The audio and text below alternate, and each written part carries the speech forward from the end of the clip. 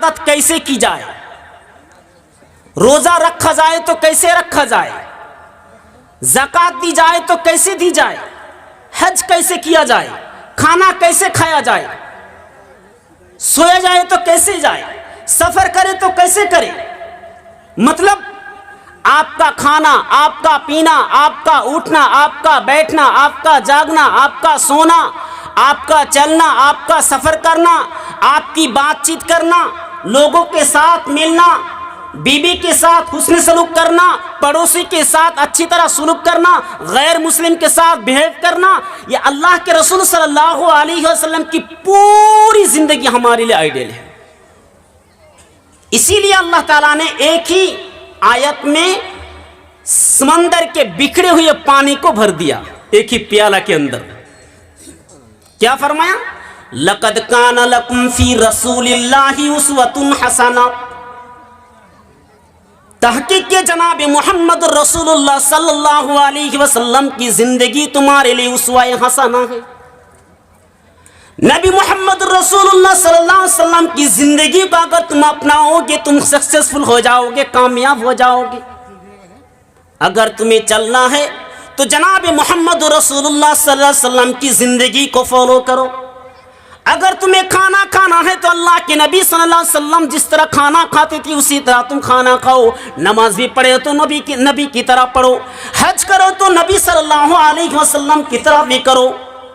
یعنی اللہ کے رسول صلی اللہ علیہ وسلم کی پوری زندگی پیدائش سے لے کر مرتے دم تک ہمارے لیے کسی سلمان خان کی زندگی کو آئیڈیل نہیں بنایا، ہمارے لیے کسی فلم ایکٹر کی زندگی کو آئیڈیل نہیں بنایا، کسی پردھان منتری زندگی کو آئیڈیل نہیں بنایا، ہمارے لیے کسی بھی انسان کی زندگی کو آئیڈیل نہیں بنایا۔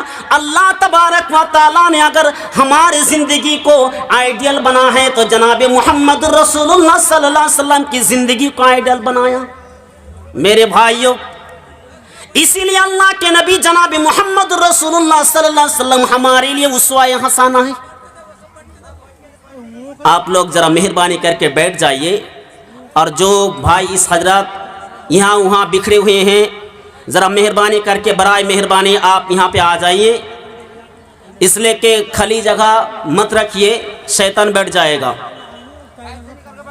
اللہ تعالیٰ دوسری جگہ قرآن کے اندر فرماتا ہے لَقَدْ مَنَّ اللَّهُ رَسُولًا، اللہ تبارک و تعالیٰ فرماتے ہیں کہ جناب محمد رسول اللہ صلی اللہ علیہ وسلم کو ہم نے تمہارے اوپر دے کر تم پر بہت بڑا احسان کیا۔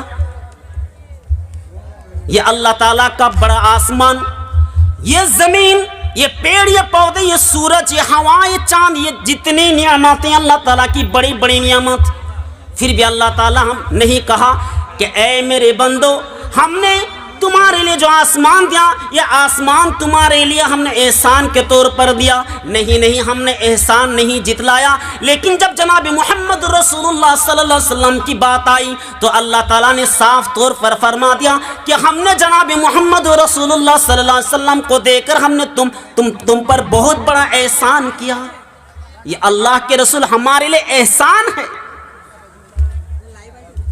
نبی محمد رسول اللہ صلی اللہ علیہ وسلم ہمارے لیے احسان ہے۔ اتنی بڑے بڑے اللہ کی نعمتیں ہیں، پھر بھی اللہ تعالیٰ نے نہیں کہا کہ ہم نے تم پر احسان کیا ہے، لیکن جب نبی کی بات آئی تو اللہ تعالیٰ نے فرمایا کہ ہم نے تم پر نبی صلی اللہ علیہ وسلم کو دے کر احسان کیا ہے۔ تو آئیے ہم وہ حضرت محمد صلی اللہ علیہ وسلم کی زندگی کے بارے میں معلومات کریں گے۔ تو سیرت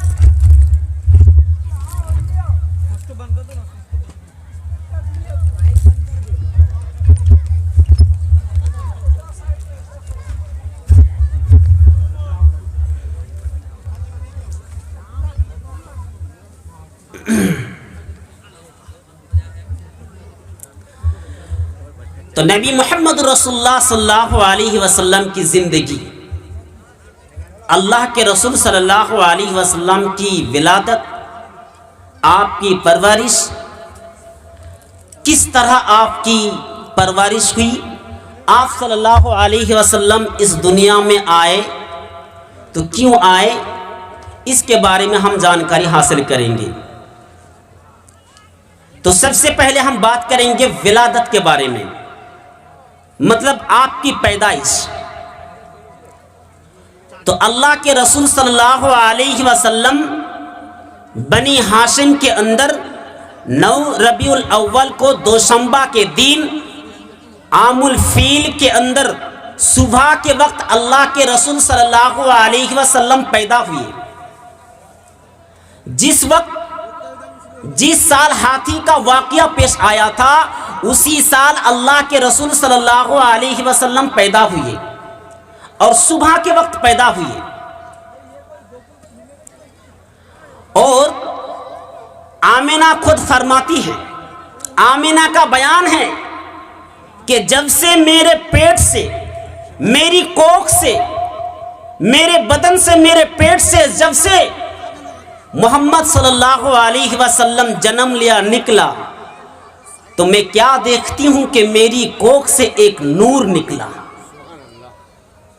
ایک روشنی نکلی، اور وہ روشنی، وہ نور پورے مکہ میں پھیل گئی، روشنی چھا گئی، نور پھیل گیا۔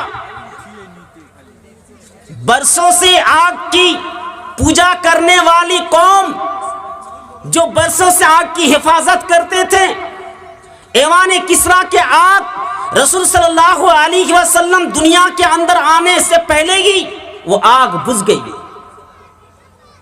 جو آگ برسوں سے جل رہی تھی، یہ نبی محمد رسول اللہ صلی اللہ علیہ وسلم کی برکتیں، یہ آپ کی کرامت ہے۔ آمنہ بیان کرتی ہیں کہ جب سے میرے پیٹ سے، میرے بدن سے، میری کوکھ سے جب سے میرا پیارا لاڈلا بچہ محمد صلی اللہ علیہ وسلم نکلا، تو پورے مکہ میں روشنی پھیل گئی، نور پھیل گیا۔ میرے پیٹ سے ایک نور نکلا، اور وہ نور ملک شام کے محلے روشن ہو گئے۔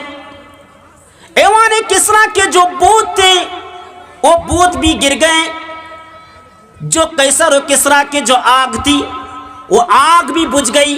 برسوں سے جو آگ جل رہی تھی، اللہ کے رسول صلی اللہ علیہ وسلم پیدا لیتے ہی وہ آگ بجھ گئی۔ لوگ حیران میں پڑ گئے، تعجب میں پڑ گئے، کیا بات ہے؟ بڑے بڑے نجومیوں کو بلایا گیا، بڑے بڑے مجوسیوں کو بلایا گیا، بڑے بڑے کاہنوں کو بلایا گیا، کیا ماجرا ہے، کیا بات ہے، کیا حادثہ ہے کہ آج جو برسوں سے آگ جل رہی تھی وہ آگ کیوں اچانک بند ہو گئی، کیوں بجھ گئی؟ مجوسیوں نے بولا جس بات کا ڈر تھا وہی ہوا، ایک بچہ جنم لیا ہے جو تمہاری سلطنات کو تباہ کر دے گا، تمہاری بادشاہت کو تباہ و برباد کر دے گا، جو اپنے جناب محمد رسول اللہ صلی اللہ علیہ وسلم اس دنیا میں آئے گا وہ اللہ تبارک و تعالیٰ کا پیغام پہنچائے گا۔ لگتا ہے وہ بچہ جنم لے لیا۔ بڑے بڑے مجوسی نے تعجب میں پڑ گئے، حیرات میں پڑ گئے، کیا ماجرا ہے؟ یہ اللہ کے رسول صلی اللہ علیہ وسلم جنم لیتے ہی وہ آگ بجھ گئی، قیصر و کسریٰ کے بت گر گئے، پھر کھڑے کرنے کی کوشش کی، پھر بھی گر گئی، اور کہا کہ وہ بچہ جنم لے لیا ہے، وہ بچہ پیدا لے لیا، جس کے بارے میں ہم تورات میں پڑھا کرتے تھے، انجیل میں پڑھا کرتے تھے۔ پھر آمنہ وہ اپنے محمد صلی اللہ علیہ وسلم کو، آپ کے پاس سیرت بھی ہے، صورت بھی ہے۔ صورت کس طرح تھی؟ حضرت عائشہ کا بیان ہے کہ ایک دن میں گھر میں سلائی کر رہی تھی اور اچانک چراغ بجھ گیا، روشنی چلی گئی، تو اللہ کے رسول صلی اللہ علیہ وسلم جب گھر میں تشریف لائے تو پورا گھر نور ہو گیا، روشنی ہو گئی۔ تو یہ ہے رسول صلی اللہ علیہ وسلم کی صورت۔ تو آئیے ہم بات کریں گے نبی محمد رسول اللہ صلی اللہ علیہ وسلم کی سیرت کے بارے میں۔ دیکھیے، اگر میں کہوں کہ اللہ کے رسول صلی اللہ علیہ وسلم کی زندگی کو ایک کنویں میں بند کر دیا گیا تو یہ بات بالکل کلیئر ہے، کیونکہ اللہ تعالیٰ قرآن کریم کے اندر فرماتا ہے لَقَدْ كَانَ لَكُمْ فِي رَسُولِ اللَّهِ أُسْوَةٌ حَسَنَةٌ،